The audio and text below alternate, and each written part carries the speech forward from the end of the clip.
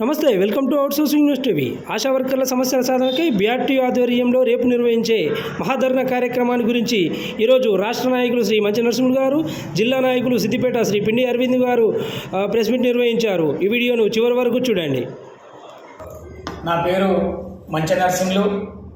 నేను బీఆర్టీయూ రాష్ట్ర కార్యదర్శిగా సిద్దిపేట జిల్లా ఆశా వర్కర్ల సంఘానికి గౌరవ అధ్యక్షుడిగా పనిచేస్తూ ఉన్నాను. తెలంగాణ ప్రభుత్వం ఏర్పడిన తర్వాత గౌరవ మాజీ సీఎం గారు కేసీఆర్ గారు 500 రూపాయలు ఉన్నదాన్ని 3000, మరి తర్వాత 6000, ఇప్పుడు ప్రజెంట్గా 9900 రూపాయలు ఇవ్వడం జరిగింది.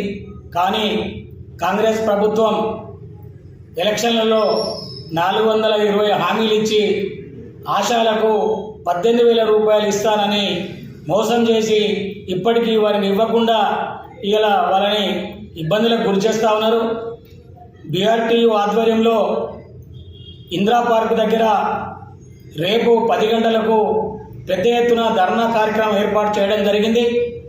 రాష్ట్ర నలుమూలల నుంచి ఆశా వర్కర్లు అధిక సంఖ్యలో పాల్గొని ఆ యొక్క మహాధర్నాను విజయవంతం చేయాలని కోరుతా ఉన్నాం.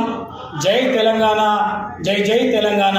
నమస్కారం, నా పేరు పిండి అరవింద్ యాదవ్, సిద్దిపేట జిల్లా బీఆర్టీయూ అధ్యక్షునిగా బాధ్యతలు నిర్వహిస్తున్నాను. ఆశా వర్కర్లకు ఏదైతే కాంగ్రెస్ ప్రభుత్వం మేనిఫెస్టోలో పెట్టిన 18,000 రూపాయల జీతం కోసం హైదరాబాద్లో బాగలింగంపల్లి నుండి ఇందిరా పార్క్ వరకు ర్యాలీ, ఇందిరా పార్క్ దగ్గర మహాధర్నా కార్యక్రమం గతంలో పిలిపివ్వడం జరిగింది.